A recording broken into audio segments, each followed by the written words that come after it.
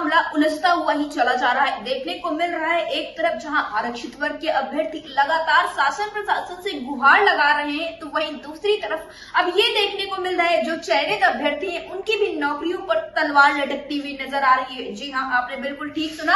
आपको बता दें कि 69,000 शिक्षक भर्ती के आरक्षित वर्ग के जो अभ्यर्थी हैं वो लंबे समय से संघर्ष कर रहे हैं। राजधानी लखनऊ में इनके द्वारा प्रदर्शन किए गए, ज्ञापन पत्र सौंपे गए, सरकार से शासन प्रशासन से बार बार गुहार भी लगाई गई, लेकिन कुछ खास निकलकर सामने नहीं आया। जिसके बाद ये भी देखने को मिला कि ये मामला हाईकोर्ट डबल बेंच फिर सुप्रीम कोर्ट तक पहुंचा, लेकिन फिर भी 69,000 शिक्षक भर्ती के आरक्षित वर्ग के अभ्यर्थियों को न्याय न मिल पाया।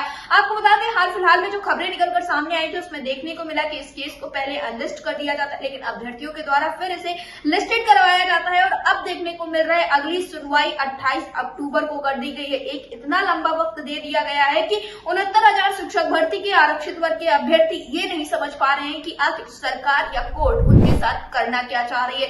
एक तरफ जहां आरक्षित वर्ग के अभ्यर्थी अपने साथ न्याय की मांग कर रहे हैं, तो वहीं दूसरी तरफ जो अनारक्षित वर्ग के हैं या फिर यूं कहें कि वो अभ्यर्थी जो इस वक्त पर शिक्षक बन चुके हैं वो काफी ज्यादा परेशान नजर आ रहे हैं, क्योंकि ये मामला लगातार उलझता हुआ ही चला जा रहा है। लेकिन इस बीच में ये भी देखने को मिला कि आरक्षित वर्ग के अभ्यर्थियों ने साफ तौर पे ये बात कह दी है, ना हमारी लड़ाई सरकार से है और ना ही हमारी लड़ाई उन अभ्यर्थियों से है जो अब इस वक्त पर शिक्षक बन चुके हैं। हमारी लड़ाई सिर्फ हमारे हक और अधिकार की है। सरकार हमारे साथ न्याय करे, हमें नियुक्तियां दे, इसके अलावा हमें कुछ भी नहीं चाहिए। फिलहाल ये जो अब अगली सुनवाई 28 अक्टूबर को कर दी गई, तो इस बीच में क्या कुछ होने वाला है, अभ्यर्थी जो शिक्षक अभ्यर्थी है उनके लिए क्या कुछ सोच रहे हैं, उनके लिए उनका क्या कुछ कहना है, इस विषय पर ज्यादा जानकारी देते हुए आरक्षित वर्ग के अभ्यर्थी अमरेंद्र ने क्या कुछ कहा है, आप भी सुनिए। अमरेंद्र जी, आपका हमारे चैनल अटल टीवी पे बहुत बहुत स्वागत है।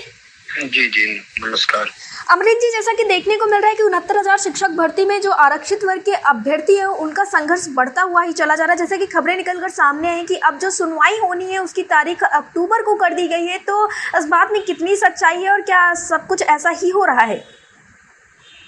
हाँ, बिल्कुल आपने सही कहा। और 69,000 शिक्षक भर्ती का संघर्ष बढ़ता जा रहा है, क्योंकि सरकार का एफर्ट जीरो है और सरकार में जो पिछड़े दलित मंत्री बैठे हैं उनका अपने समाज, अपने वर्ग के लोगों से ध्यान हट गया है। वो अपने आप को अब पता नहीं किस क्लास में समझते हैं, उन्हीं की वजह से सीट पे बैठे हैं, उस गद्दी पे बैठे हैं, उस मंत्रालय को अब चला रहे हैं। लेकिन अब जब वोट लेकर के राजा बन गए हैं तो अपनी प्रजा को ये लोग भूल गए हैं। हम लोग भी लगातार संघर्ष कर रहे हैं। कोर्ट का रुख भी पिछड़े दलितों को लेकर के बिल्कुल ठीक नहीं है। लगातार हमारे साथी, चाहे केशव मौर्य हो, चाहे शिक्षा मंत्री जी हो, चाहे मुख्यमंत्री जी हो, चाहे इको गार्डन हो, हर जगह संघर्ष कर रहे हैं। देखिए, ये संघर्ष बड़ा है, जाने वाली पीढ़ियों की लड़ाई है। इसको हम लोग निरंतर लड़ाई लड़ते रहेंगे।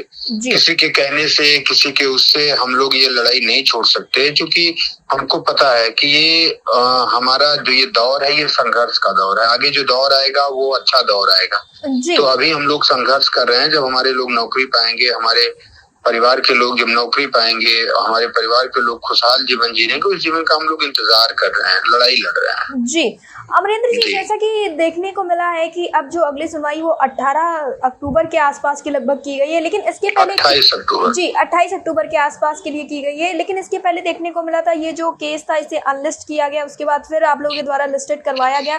लेकिन अगर अक्टूबर में भी सुनवाई नहीं होती, इस तरह से तारीखें बढ़ाई जाती, क्योंकि देखने को मिला लगभग 20 से 22 बार आप लोग कोर्ट पहुंचने का प्रयास किए, लेकिन कुछ खास निकलकर सामने नहीं है, तो अक्टूबर के बाद भी अगर कुछ खास नहीं निकलता है तो क्या कोई अलग कदम, कोई बड़ा कदम उठाया जाए? क्योंकि इस तरह से तो ये चीजें देखिए, मैं आपके चैनल के माध्यम से बता दूं कि हम लोग पीड़ित लोग हैं जी। हम लोग संघर्ष कर रहे हैं। हम हाई कोर्ट से भी लड़े जीते, सुप्रीम कोर्ट को भी हम बता देना चाहते हैं कि एक समय है जी। अभी हम इंतजार कर रहे हैं, जुडिशरी में भरोसा रख रहे हैं। नहीं, हमें लगेगा कि नहीं, जुडिशरी हमें नहीं न्याय देगी तो हम बता तो रहे हैं सुप्रीम कोर्ट का भी घेराव करेंगे। ऐसा नहीं है, जो ये सोच रहे हैं कि नहीं अभी ऐसे करते रहेंगे और सरकार के कहने पे हम सारी चीजें करते रहें, कहीं न कहीं जुडिशरी में भी अब ये लगने लगा है हम लोगों को कि बहुत मजबूती से सरकार उसमें दखल अंदाजी कर रही है। जी। मैं तो जुडिशरी को कहूंगा कि नहीं, ये सारी चीजें होती रहे, ये सारी चीजें नहीं होनी चाहिए। आपने देखा होगा आगे अभी विगत की एक जज साहब उनके यहाँ घर में पैसे पकड़े गए, पूरी राजनीति डिस्टर्ब हो गई, उप राष्ट्रपति उससे हट गए, दुनियादारी तमाम चीजें हैं। लेकिन मेरा कहना है, मैं एक एडवोकेट भी हूँ, कि जुडिशरी को स्वतंत्र होना चाहिए। ये जो सरकारी तंत्र है इससे दूर रहना चाहिए, तभी तो हम लोगों का भरोसा बढ़ेगा। अभी तो देखिए हम लोगों को भरोसा है जुडिशरी पे, हाँ लगातार डेटे, और ऐसा देखिए कि एकदम जैसे आपने वीडियो भी देखा होगा कि जैसे ये मुद्दा कोई मुद्दा ही ना हो, ये मुद्दा भी ये बहुत बड़ा मुद्दा है। हम लोग 5 साल से संघर्ष कर रहे हैं, हम लोग पीड़ित हैं, सरकार ने न्याय दे दिया, हाई कोर्ट ने न्याय दे दिया, राष्ट्रीय पिछड़ा वर्ग आयोग ने न्याय दे दिया, कब न्याय मिलेगा? जी ऐसे तो बहुत साल तक संघर्ष करना पड़ जाएगा। जी अमरीन जी, ऐसा भी कई बार देखने को मिला जो चयनित अभ्यर्थी या यूं कहें कि जो जनरल वर्ग के अभ्यर्थी हैं उनके साथ भी बहुत सारी चीजें देखने को मिली। उनका ये कहना है कि हम लोग भी संघर्ष कर ही रहे हैं क्योंकि उनकी भी नौकरियों पे खतरा है। तो क्या 19,000 जो भर्तियां हुई थी उनपे कोई खतरा है? अरे बिल्कुल, देखिए सुप्रीम हाई कोर्ट का डीबी का स्पष्ट आदेश था कि आप 3 महीने का हम समय देते हैं और अगले सेशन तक आप जो भी गलतियां हुई हैं सही करिए, जो गलत तरीके से हैं उनको निकाल दीजिए। तो खतरा तो बना ही हुआ है, लेकिन मैं कह रहा हूं कि देखिए ये बात सरकार को समझनी चाहिए कि उन अभ्यर्थियों की कोई गलती नहीं थी, वो अभ्यर्थी कोई जाली दस्तावेज नहीं दिए थे, वो अभ्यर्थी कोई फर्जी डिग्री नहीं दिए थे, वो अभ्यर्थी कोई गलत तरीके से नौकरी नहीं लिए थे। तो ये सरकार की जिम्मेदारी है कि भाई 5 साल एक लंबा संघर्ष होता है, किसी ने लोन लिया है, किसी ने कुछ किया है, किसी ने कुछ किया है, उनकी गलती नहीं है। लेकिन ये भी तो सोचिए कि उनको 5 साल अच्छी जिंदगी जी ली है, अच्छा जीवन जी लिए। यहाँ तो हम लोग 5 साल सड़कों पे लाठियां खाए हैं, 5 साल सड़कों पे सोए हैं, इको गार्डन में मच्छर कटवाए हैं, इको गार्डन में बरसात धूप आंधी तूफान सब सहे हैं, जेल में हम लोग गए हैं।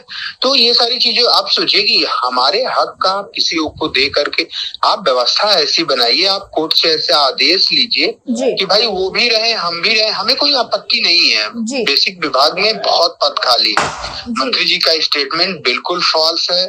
बहुत सारे ऐसे विद्यालय हैं जो बिल्कुल नदारत हैं, कोई टीचर नहीं है, कोई शिक्षक नहीं है, लेकिन फिर भी सरकार शासन सत्ता का कोई उस पर नजर नहीं जा रहा। जी, यानी कि अमरीन जी साफ तौर पे अगर बात कही जाए कि एक बार सरकार कोर्ट में पहुंचे और साफ तौर पे जो आरक्षित वर्ग के अभ्यर्थी हैं उनके लिए और जो अनारक्षित वर्ग के या यूं कहें कि जो आप लोग संघर्ष कर रहे हैं उनके लिए कुछ ऐसी व्यवस्था बनाए जिससे कि ना चयनित अभ्यर्थियों को कोई समस्या हो और जो आप लोग का हक और अधिकार है वो भी आप लोग बिल्कुल देखे हो, चाहे जनरल वर्ग के हो, चाहे ओबीसी एससी वर्ग के हो, है तो अभ्यर्थी ना, है तो शिक्षक ना। जी, तो हमारी उनसे कोई वैमनस्यता नहीं है, हमारी उनसे कोई दुश्मनी नहीं है। हम तो भैया सरकार से दोनों पर, आज हमारी नौकरी लग जाएगी तो वो लड़ेंगे। तो कुल मिला के शिक्षक को परेशान नहीं करना चाहिए। शिक्षक एक ऐसा इंसान है जो समाज का निर्माण करता है, एक अच्छे समाज का, एक शिक्षित समाज का, एक जागरूक समाज का। तो शिक्षक को कोई भी वर्ग से हो, डजंट मैटर, शिक्षक को शिक्षक के तरीके से ट्रीट करना चाहिए, उन्हें उनका हक अधिकार देना चाहिए और अच्छी शिक्षा व्यवस्था में उनका सहयोग लेना चाहिए। जी, अमरीन जी, अटल टीवी से जुड़ने के लिए धन्यवाद। Thank you.